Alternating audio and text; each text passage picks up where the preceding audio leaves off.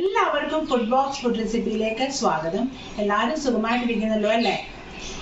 എല്ലാവർക്കും ബീഫ് വലിയ ഇഷ്ടമുള്ള ഒരു വിഭവമാണ്. അപ്പോൾ ഇന്ന് ഞാൻ കൊണ്ടുവന്നിരിക്കുന്നത് എന്താണെന്നറിയാം? അടിപൊളി ഒരു സ്പെഷ്യൽ ബീഫ് റോസ്റ്റിൻ്റെ റെസിപ്പിയാണ്. അപ്പോൾ നമുക്ക് ഇതിൻ്റെ ഇൻഗ്രീഡിയൻസ് എന്തൊക്കെയാണെന്ന് നോക്കാം. ഞാനൊരു 20 വറ്റൽമുളക് എടുത്തിട്ടുണ്ട്. ഒരു 4-5 ടേബിൾ സ്പൂൺ മല്ലി എടുത്തിട്ടുണ്ട്. ഒരു 2 ടേബിൾ സ്പൂൺ പെരുംജീരകം എടുത്തിട്ടുണ്ട്. 1 ടീസ്പൂൺ ചെറിയ ജീരകം എടുത്തിട്ടുണ്ട്. ഒരു 2 ടേബിൾ സ്പൂൺ കുരുമുളക് എടുത്തിട്ടുണ്ട്. പിന്നെ ഒരു ചെറിയ കഷ്ണം പട്ട എടുത്തിട്ടുണ്ട്. ഒരു 3-4 ഗ്രാമ്പു എടുത്തിട്ടുണ്ട്.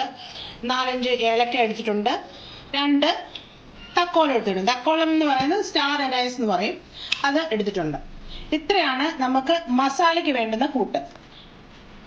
അതിന് ഒരു 1.5 ടീസ്പൂൺ മുളക് പൊടി എടുത്തിട്ടുണ്ട്. ഇത് എരിവില്ലാത്ത കാശ്മീരി ചില്ലി പൗഡറാണ്. മല്ലിപ്പൊടി ഒരു 2 ടീസ്പൂൺ എടുത്തിട്ടുണ്ട്. ഒരു 1/2 ടീസ്പൂൺ മഞ്ഞൾ എടുത്തിട്ടുണ്ട്. ഒരു 1/4 ടീസ്പൂൺ ഉലുവാപ്പൊടി എടുത്തിട്ടുണ്ട്. ഇത് 1 ടീസ്പൂൺ കായം പൊടി എടുത്തിട്ടുണ്ട്. ബീഫിന് നമ്മൾ ഏറ്റവും രുചി തരുന്ന ഒരു സാധനമാണ് ചെറിയ ഉള്ളി, ചുവന്നുള്ളി. അപ്പോൾ ഈ ചുവന്നുള്ളി ഞാൻ ഒരു 200 ഗ്രാം ചുവന്നുള്ളി എടുത്തിട്ടുണ്ട്. അതിനെ ഞാൻ ചതച്ച് വെച്ചിരിക്കുകയാണ് ചുവന്നുള്ളി. പിന്നെ ഒരു 2 മീഡിയം സവോള എടുത്തിട്ടുണ്ട്. അത് ഞാൻ സ്ലൈസ് ചെയ്ത് വെച്ചിട്ടുണ്ട്. ഒരു 4-5 പച്ചമുളകും ഞാൻ മുറിച്ച് വെച്ചിട്ടുണ്ട്. പിന്നെ ഇത് ഞാൻ തൊണ്ടോടുകൂടിയ വെളുത്തുള്ളിയാണ്. അതൊന്ന് ചതച്ച് നന്നായിട്ട് കഴുകി അത് ചതച്ച് വെച്ചിരിക്കുക. കൂടാതെ ഒരു 2 കുടം വെളുത്തുള്ളി, അത് തൊലിയൊക്കെ കളഞ്ഞിട്ട് അതും ചതച്ച് വെച്ചിട്ടുണ്ട്.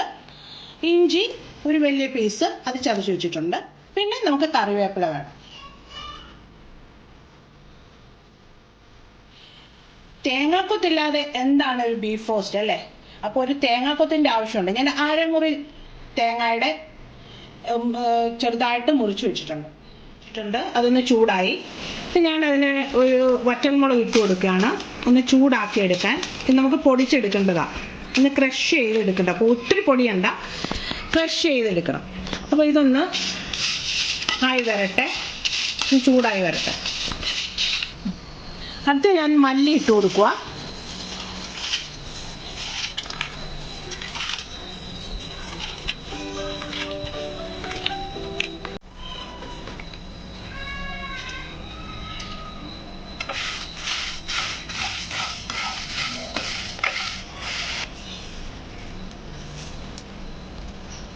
അടുത്ത് ഞാൻ പെരുംജീരകവും ചെറിയ ജീരകവും കൂടെ ഇട്ട് കൊടുക്കുന്നത്.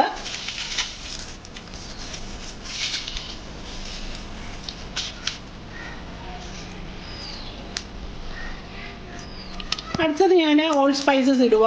തക്കോലം, ഗ്രാമ്പൂ, ഏലക്ക ഇതെല്ലാം കൂടെ ഇട്ട് കൊടുത്തു. പട്ട ഇതെല്ലാം ഇട്ട് കൊടുത്തു. അതൊന്ന് ചെറുതായിട്ട് ചൂടാക്കി, ചെറിയ തീയിൽ വേണം ഇത് ചൂടാക്കാൻ. തീ കൂട്ടി കൊടുക്കരുത്, കരിഞ്ഞു പോവും.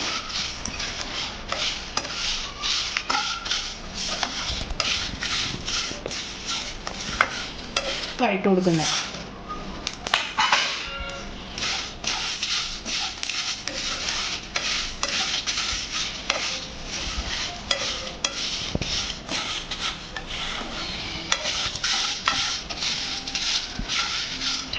ഇതെല്ലാം ഒന്ന് ചൂടായതിന് ശേഷം ജസ്റ്റ് ഒരു ചെറിയ ചൂടോടുകൂടി, അതായത് ഒരുപാട് ചൂടായിട്ട് പൊടിക്കരുത്, ചെറിയൊരു ചൂടോടുകൂടി നമുക്ക് ഇതിനെ ഒന്ന് ക്രഷ് ചെയ്തെടുക്കാം.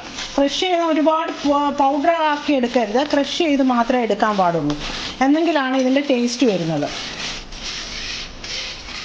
അടുത്ത നമുക്ക് ഈ മസാലയും കൂടെ ഒന്ന് ചൂടാക്കി എടുക്കാം. മുളക് പൊടി, ഇത് വലിയ എരിവില്ലാത്ത മുളക് പൊടിയാണ്, കരിഞ്ഞു പോകരുത്. മല്ലിപ്പൊടി, മഞ്ഞൾപ്പൊടി,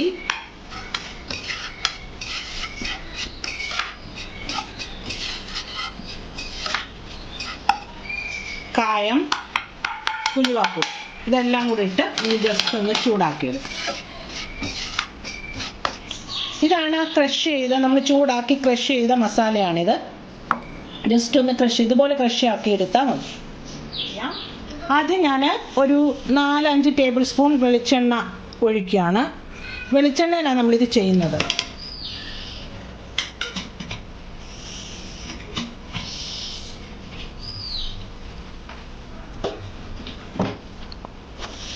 വെളിച്ചെണ്ണ നന്നായിട്ട് ചൂടായിട്ട് വരട്ടെ. ആദ്യം ഞാൻ തേങ്ങ കൊത്തിട്ട് കൊടുക്കുക. ചെറുതായിട്ട് മൂത്ത് വരട്ടെ.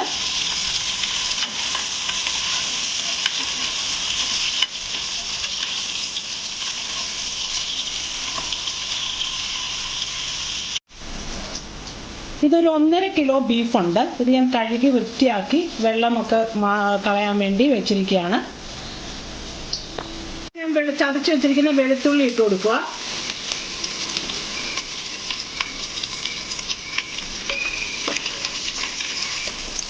ഇഞ്ചി ചതച്ച് വെച്ചിരിക്കുന്ന ഇഞ്ചി ഇട്ട് കൊടുക്കുന്നു.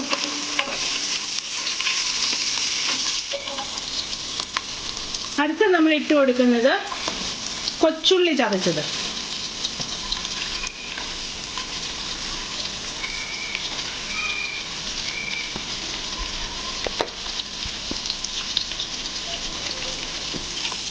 അടുത്ത സ്ലൈസ് ചെയ്ത് വെച്ചിരിക്കുന്ന സവോള ഇട്ട് കൊടുക്കുക. സവോള, ഇങ്ങനെ പച്ചമുളക് ഇട്ട് കൊടുക്കുക. പിന്നെ കറിവേപ്പില.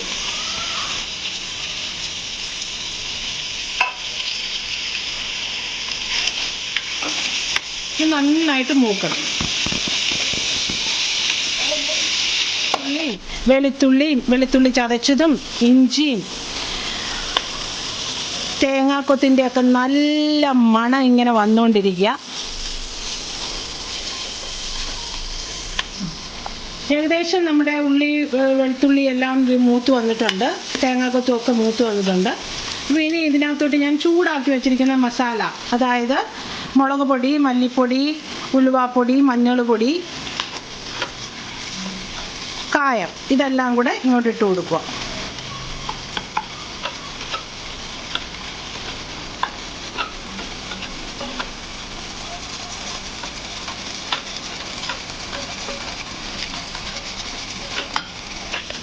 അടുത്ത നമ്മുടെ സ്പെഷ്യൽ മസാലക്കൂട്ട് ക്രഷ് ചെയ്ത് വെച്ചിരിക്കുന്നത് ഇട്ട് കൊടുക്കാൻ പോകും.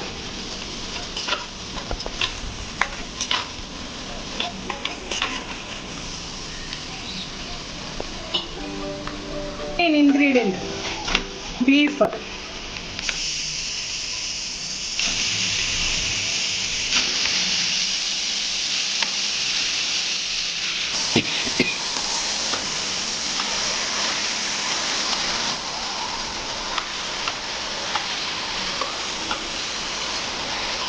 ഇനി നമുക്ക് ടേസ്റ്റിന് ആവശ്യമുള്ള ഉപ്പിട്ട് കൊടുക്കാം. ബീഫിൽ ഓൾറെഡി വെള്ളമുണ്ട്. ഒരല്പം വെള്ളം, ഇതൊക്കെ ഇത് ചെറുതായിട്ടൊന്ന് വെന്ത് കിട്ടാൻ ഒരല്പം വെള്ളം, ഞാനൊരു 2 ടേബിൾ സ്പൂൺ വെള്ളം ഒഴിച്ചു കൊടുത്തിട്ടുണ്ട്. അത്രയും മതി, കാരണം ബീഫിൽ നിന്ന് വെള്ളം ഇറങ്ങും.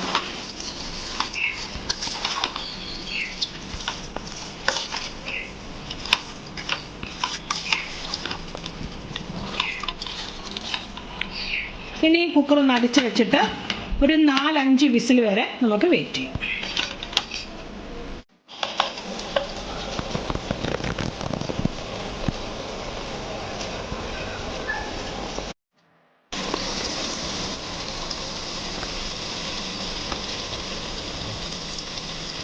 നമ്മുടെ ബീഫ് റോസ്റ്റ് ഏകദേശം റെഡി ആയിട്ടുണ്ട്.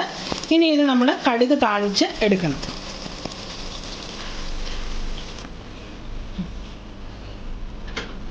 കടുക് താളിക്കുന്നതിന് ഞാൻ കുറച്ച് വെളിച്ചെണ്ണ ഒഴിച്ചു കൊടുക്കാൻ പോവാണ്.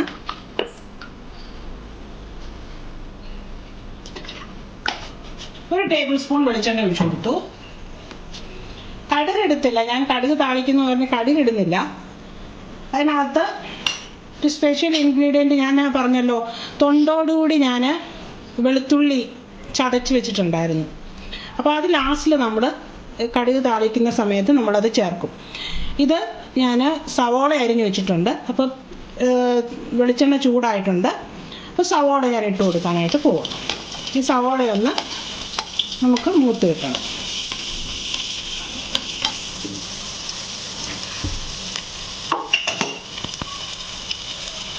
ഇനി ഇനി നമുക്ക് ആ ചതച്ച് വെച്ചിരിക്കുന്ന തൊണ്ടോടുകൂടി ചതച്ച് വെച്ചേക്കുന്ന വെളുത്തുള്ളി ഇട്ട് കൊടുത്തു. ഇതിൻ്റെ ഒരു സ്പെഷ്യൽ ഫ്ലേവർ വരും, അതിനുവേണ്ടിയാണ് ഇങ്ങനെ ചെയ്യുന്നത്. നല്ല മണമൊക്കെ വരുന്നുണ്ട്. കറിവേപ്പില ഇട്ട് കൊടുത്തു, വറ്റൽമുളക് ഇട്ട് കൊടുത്തു.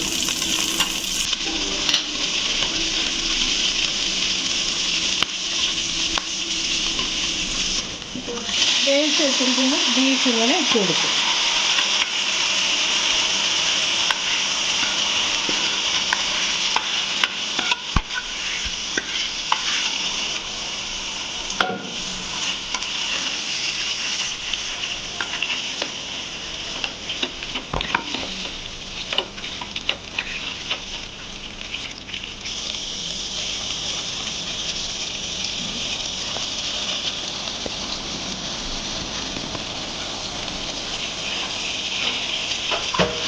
ഇനി നമുക്കൊരു 1/2 ടീസ്പൂൺ വിനീഗർ ഒഴിച്ചു കൊടുക്കാം. ലാസ്റ്റ് 1/2 ടീസ്പൂൺ മതി.